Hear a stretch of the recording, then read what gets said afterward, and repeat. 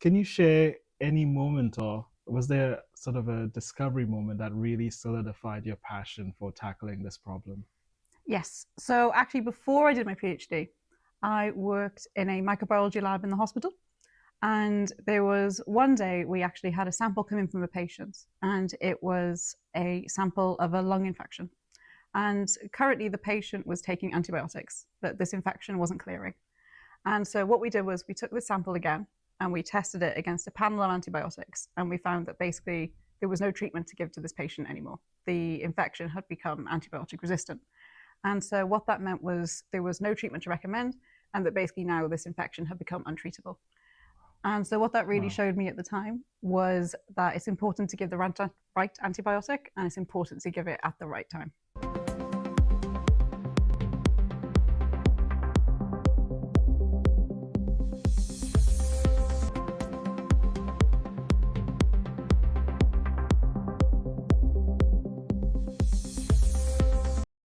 Hello and welcome to the Blueprint Sessions. Today, we're joined by Dr. Sali Morris, who's a microbiologist at Floretic.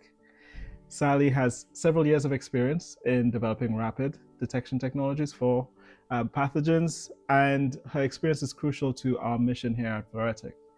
So we're going to jump right in, and I'll say welcome, Sally. Thank you. It's nice to be here. Good to have you.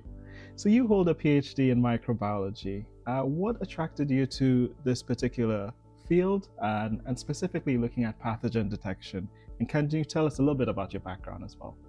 Yes. So originally I did my PhD at the University of Bath, and specifically I studied antibiotic resistance. And since then my career has mainly focused on pathogen detection, as you said. And originally what drew me to microbiology was I just find bacteria really fascinating. They are incredibly complex, and there's so many of them, and they are all just completely different to each other. And I also wanted to have a career where I felt like I could make a real impact in people's lives. And so I decided to go into diagnostics. Wow. Yeah. Thank you. So how do you feel that your research experience connects with the real world need, and how have you been applying it today? So, as I said, my PhD specifically focused on antibiotic resistance, and that was the mechanisms. So, exactly how bacteria are able to become resistant to antibiotics, and exactly how bacteria are able to cause disease. And that is knowledge that we apply here at Floretic, specifically with our Veri 5 technology. So, we utilize exactly how bacteria, the mechanisms by which bacteria bind to the urinary tract. We're able to utilize that with Veri 5 and with Nanoplex technology. And with that, we're able to create an accurate test, which is able to be done in 15 minutes. Fascinating. Drawing from your expertise, what are the key scientific and technical barriers that you think are keeping back the industry from being able to deliver rapid detection of pathogens?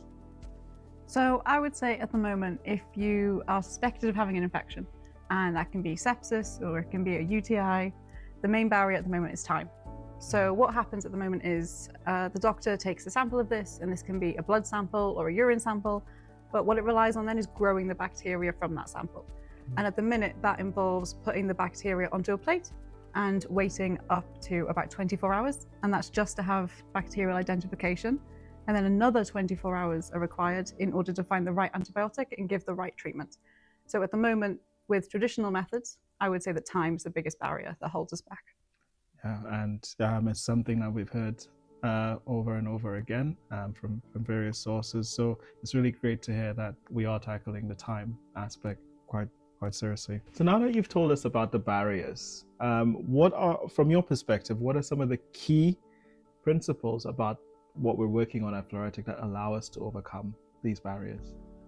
So as I said, at the moment with traditional methods, it can take anywhere from 24 to 72 hours. And that's because traditional methods rely on growing the bacteria.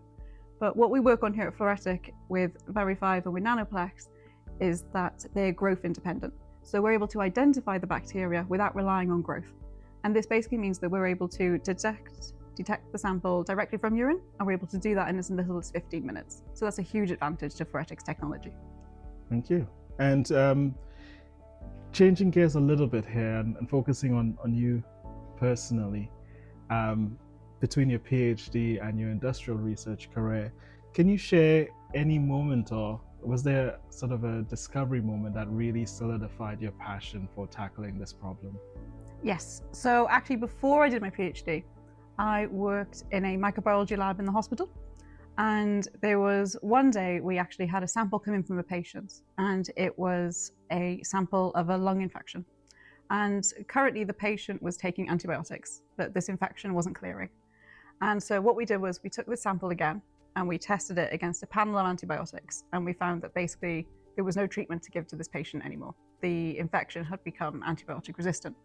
And so what that meant was there was no treatment to recommend, and that basically now this infection had become untreatable.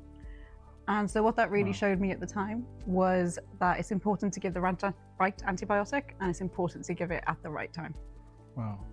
You know, I've said that in several of my pitches, but I've not heard this story before. It's an actual real story. Yeah, no, I get it. It is Yeah. it is quite profound. You know, along that line, I could imagine if I were in that position as well. It's quite harrowing to think that, you know, the treatment options are just not there. With all of that context in mind, of your lived experience working in a microbiology lab and then also becoming a researcher in this space, what excites you about the work that you're doing today and the potential impact that it might have?